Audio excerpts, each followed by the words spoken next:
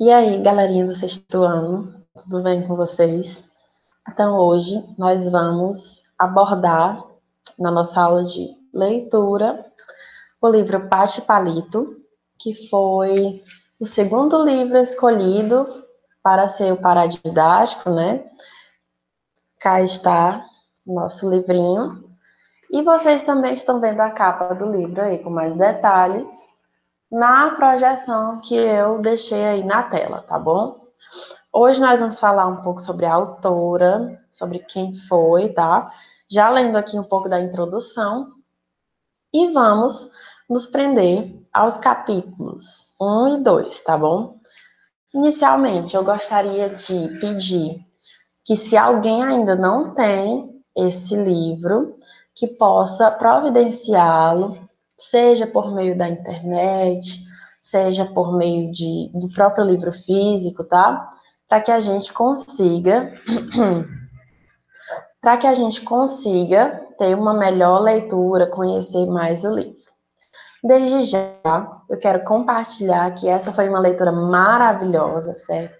É uma leitura que você consegue fazer de maneira muito rápida, mas como nós estamos estudando esse livro, nós vamos esmiuçá-lo. Como assim esmiuçá-lo? A gente vai ler e vai analisar parte por parte, para a gente ir abordando os temas, o tema central, se tem narrador, se tem personagem, como são esses personagens, tá bom?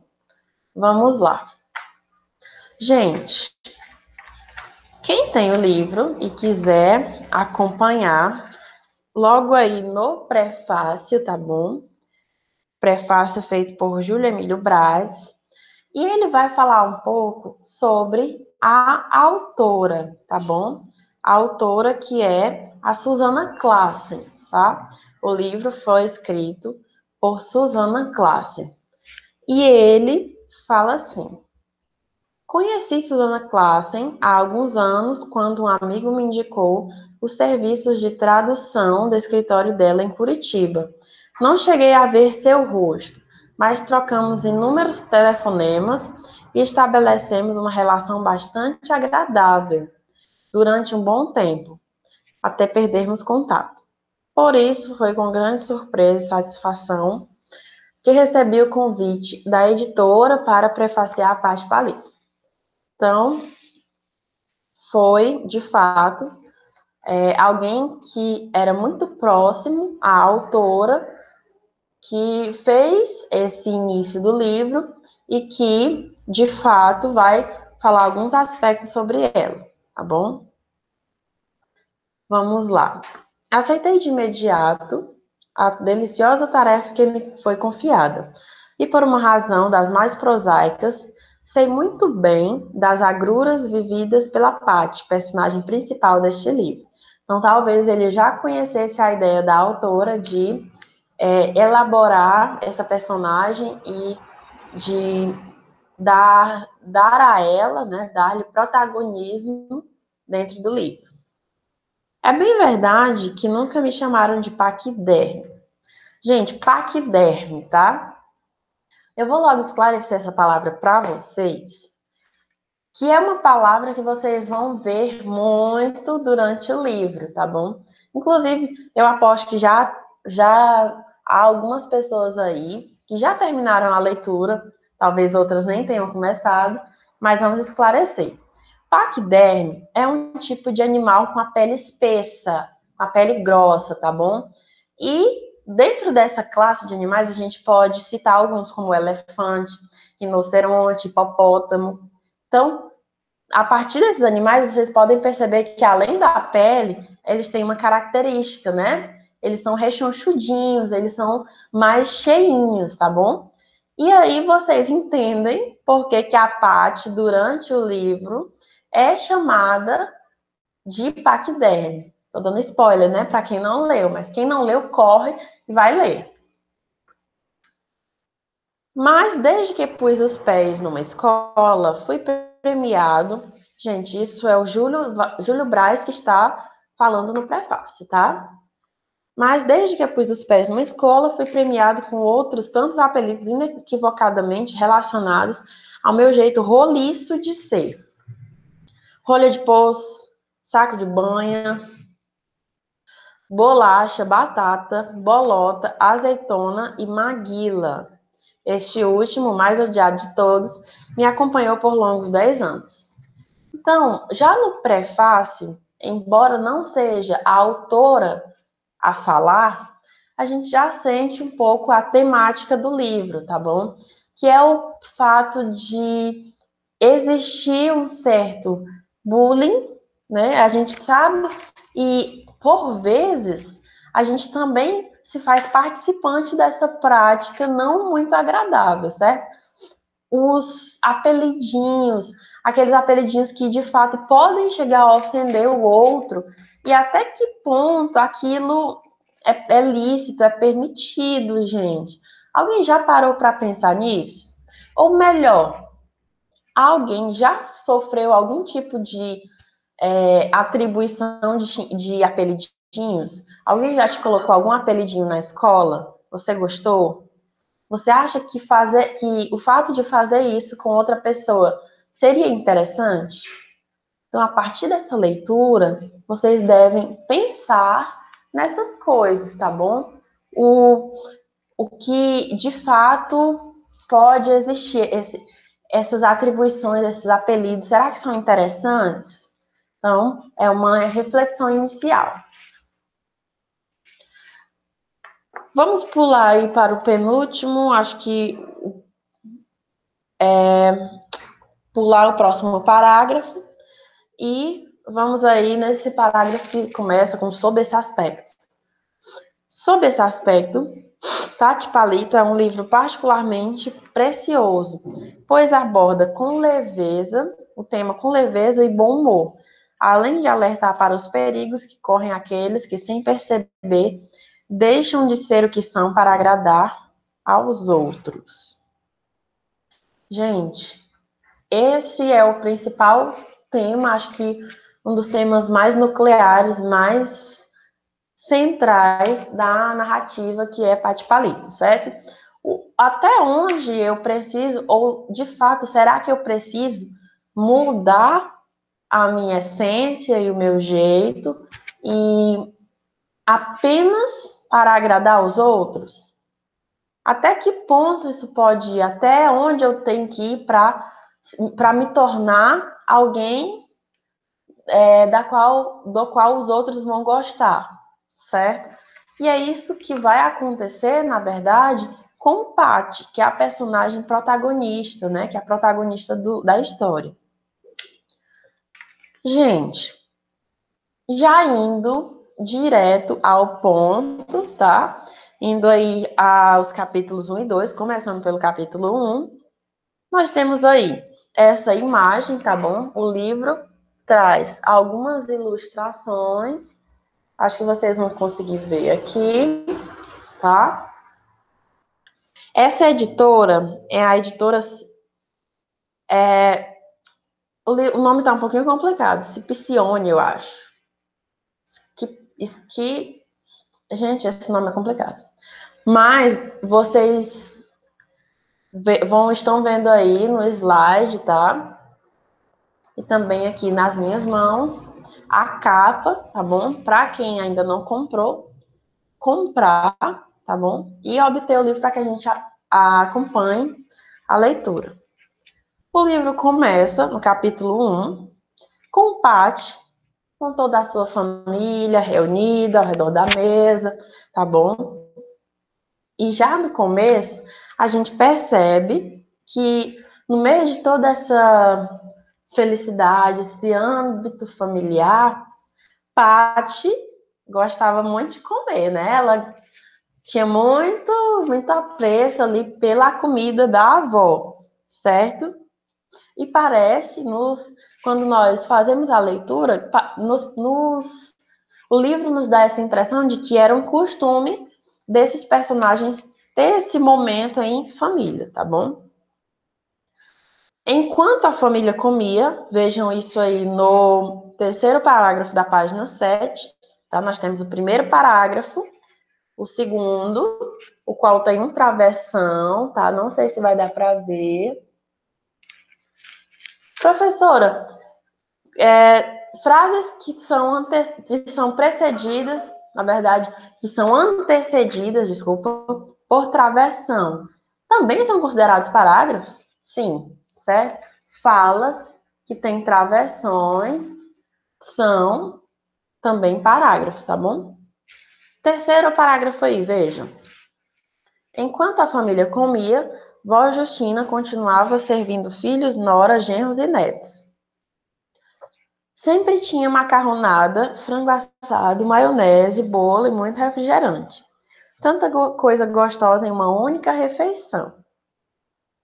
Então, a gente já percebe que o livro começa a fazer descrições, começa a descrever as comidas e como elas eram gostosas, traz bastante detalhes sobre as comidas.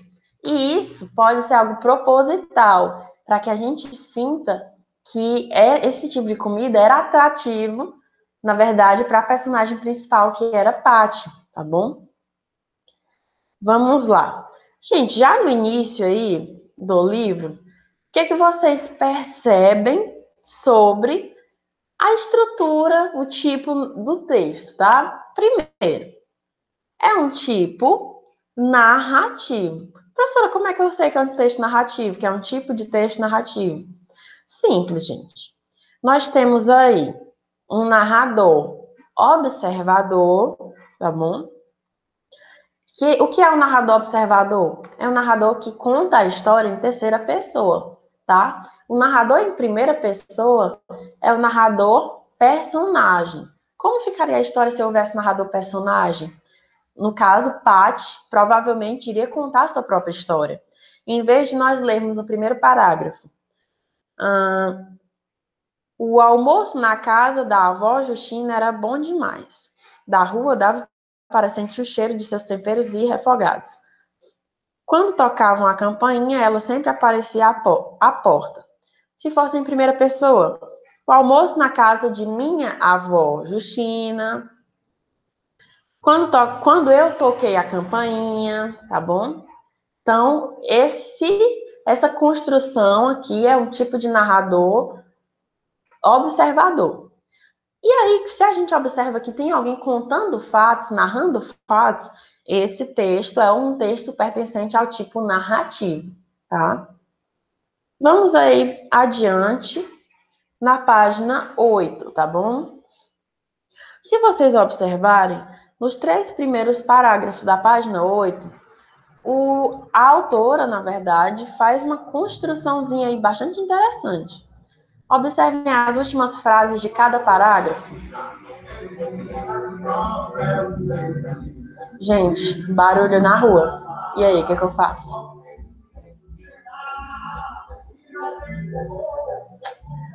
Vamos lá, né? Porque a gente não pode controlar os carros na rua. O molho da macarronada era a bolonhesa. E o dia seguinte era segunda-feira. O bolo era de cenoura, no segundo parágrafo. E o dia seguinte era segunda-feira. A trufa era de cereja, no terceiro parágrafo. E o dia seguinte continuava sendo segunda-feira. Então, a autora quer enfatizar algo que iria acontecer no dia seguinte, certo? Como se a personagem estivesse quase que ansiosa ou preocupada pelo dia que viria a seguir, certo?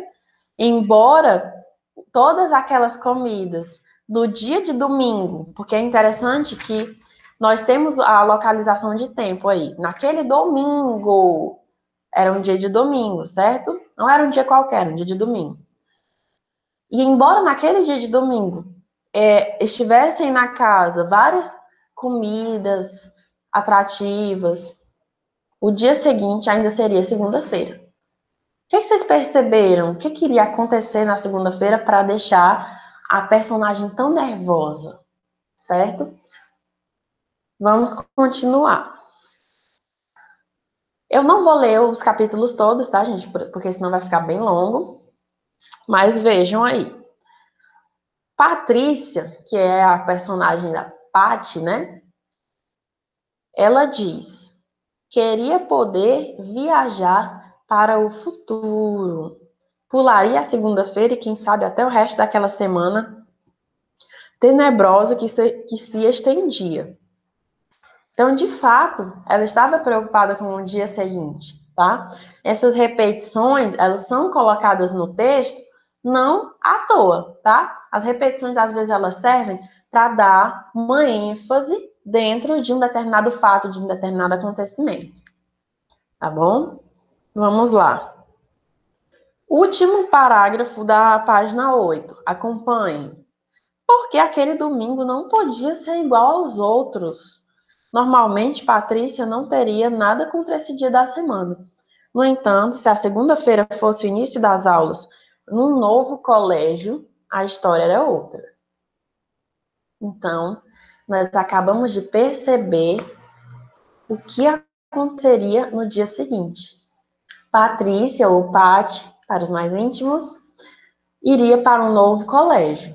Quem nunca sentiu isso? Né? Quem nunca sentiu aquela ansiedade de mudar a sua rotina, de ir para um novo colégio, um novo ambiente, novas pessoas, na verdade? Então, esse é o primeiro marco do livro, né? O livro começa assim, já trazendo um marco aí na mudança da personagem. A mudança que a personagem sofreria seria a mudança de escola, tá? E aí o texto em si, o livro em si, ele vai fazendo transições de tempo. Como assim transições de tempo? Vocês podem observar que na página 8, talvez vocês consigam ver, esses 3 asteriscos, tá? Que põem fim à página. Depois disso, na página 9, nós vamos para um outro período. Não mais estaremos lendo informações acerca daquele domingo. Nós estaremos lendo informações 6 meses antes do domingo fatídico. Domingo fatídico. Então, o livro ele faz essa brincadeira com os períodos de tempo. Estou aqui no domingo, 6 meses antes, 3 meses antes. E é interessante que a narrativa sempre especifica em que período temporal o leitor deve se situar, em que período o fato ali aconteceu. Pronto, vamos lá. 6 meses antes. É claro, gente, que esse plano temporal não está de fato acontecendo. 6 meses antes é como se fosse uma lembrança da mente do narrador ali, certo? Quem nunca assistiu um filme, por exemplo, e lá no filme aparece a história, o que está acontecendo naquele momento da história, e se coloca lá na cena do filme o pensamento da personagem, como se fosse uma outra cena, certo? O personagem pensou e aí o filme constrói outra cena. É exatamente o que acontece aqui. 6 meses antes, vamos retornar ali no plano do pensamento das personagens, o que de fato aconteceu, tá? O livro ele faz essa construção temporal. E aí, 6 meses antes, a personagem principal, que era Pati Palito, né, no caso, a Patrícia, estava estudando no colégio Maria da Costa Moreira e Silva, que era uma escola, pelo que aparenta aqui, pública, certo? E aí foi quando ela descobriu que iria mudar de escola, que iria para uma escola particular, tá bom?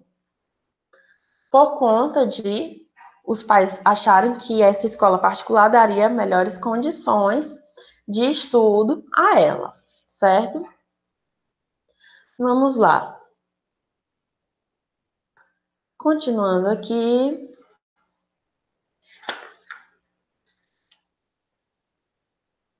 Na verdade, nesse período de 6 meses, ainda não é quando ela descobre, acabei de ver aqui. O período que ela vai descobrir que vai mudar de escola é o período de 2 meses antes. Nos 6 meses antes, ela estava na escola, certo?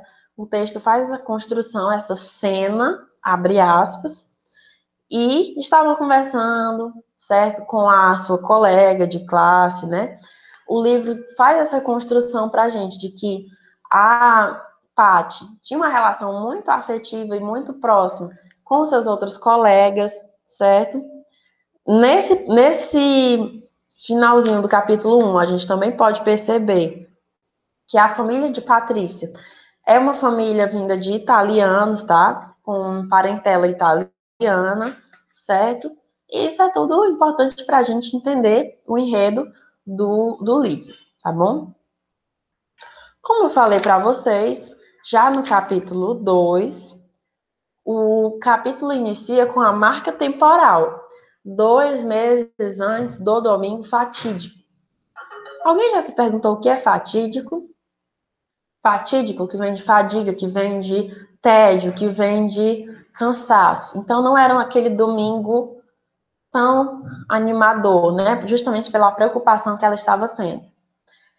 Todas essas marcas temporais nos ajudam a entender, por mais que elas estejam no passado, 6 meses antes, 2 meses antes, nos ajudam a entender o presente situado no livro.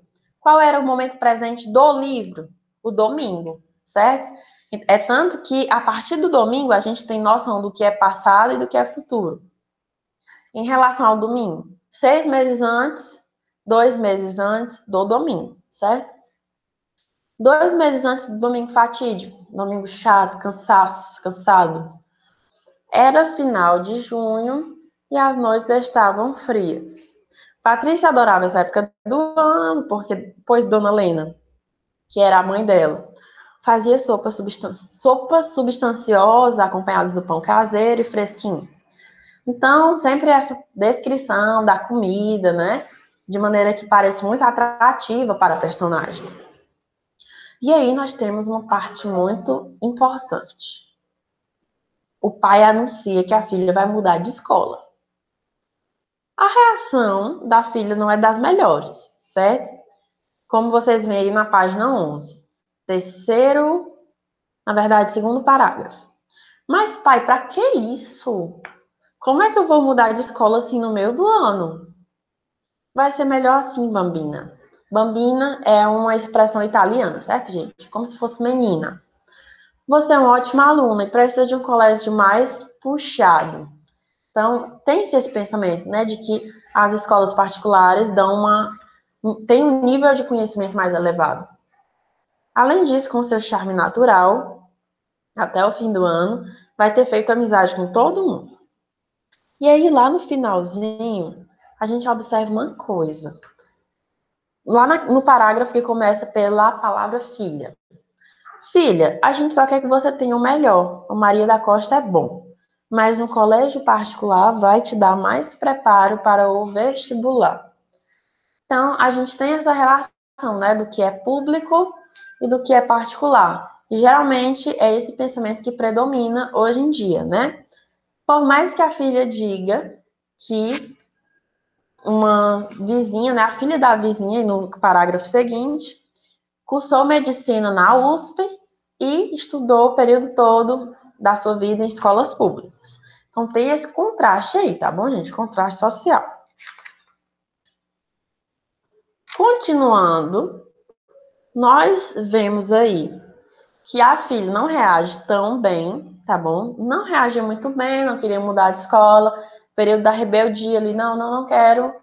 E não reage da maneira como os pais esperam, tá bom? Lá no finalzinho da página 12, vocês veem o seguinte. Só de raiva, a menina comeu 4 pedaços de pudim. Sentindo-se a mais injustiçada criatura do mundo, trancou-se no quarto. Pensem aí, vocês também têm essa mania de comer compulsivamente quando estão com raiva, quando estão ansiosos? Pensem aí com vocês. E aí, depois ela chorar, de ficar chateada, certo? Ela bolou um plano. Se vai dar certo esse plano ou não, vamos ver. O plano era: se o pai estava com mais sucesso nos negócios, se ele estava indo bem, e se ele estava ganhando mais dinheiro, isso quer dizer que ela ia para a nova escola. Então, qual era o jeito de ela não ir para a escola se o pai tivesse problema, se ele ganhasse menos dinheiro, porque aí ele não podia pagar a escola, tá certo? Então, esse pensamento fazia muito sentido na cabeça de Patty, né? Por mais que ela estivesse planejando algo contra o pai. Era o plano dela de não ir para a escola de jeito nenhum, certo? E aí ela começou a colocar o plano em prática. Colocou um inseto dentro, quis colocar um inseto, né? Uma barata, dentro das coisas da pequena mercearia, do pequeno comércio do pai, né? Um inseto falso. Se eu não me engano, foi uma barata, né? Pelo que nós entendemos aqui. Só que isso não deu certo, tá bom? Acabou que o plano foi frustrado. Então, gente, nós paramos no capítulo 2 e no capítulo 1 e 2 nós estudamos hoje. E aí vocês depois podem mandar e-mail, tá bom? É aquele e-mail que eu deixei na plural, ana.raquel@batalhadoriachuelo.com.br. Se vocês quiserem que eu aborde algum assunto a partir desse livro, deixem suas sugestões, tá? Quem não começou a ler ainda, comece a ler, tá bom? Não deixe para ler na última hora. Esse livro é muito fácil, é muito simples de entender e trata de questões super importantes, tá bom? Tira aquele tempinho lá que você fica jogando no celular, sabe? Tira aquele tempinho, deixa aquela série de lado um pouco e reserva um tempo para ler, porque isso é importante, tá, gente? Então é isso. Espero que vocês tenham gostado da nossa abordagem. Na próxima aula, nós vamos abordar os capítulos 3 e 4. Capítulos 3 e 4. Capítulos 3 e 4. Leiam, tá? Ah, professora, mas eu já li o livro inteiro. Mas volta e lê os capítulos 3 e 4 para que vocês acompanhem nossas discussões, tá? Se vocês tiverem alguma sugestão, repito, mandem por e-mail, tá bom? É isso. Espero que vocês tenham gostado. E bons estudos a todos. Tchau, tchau.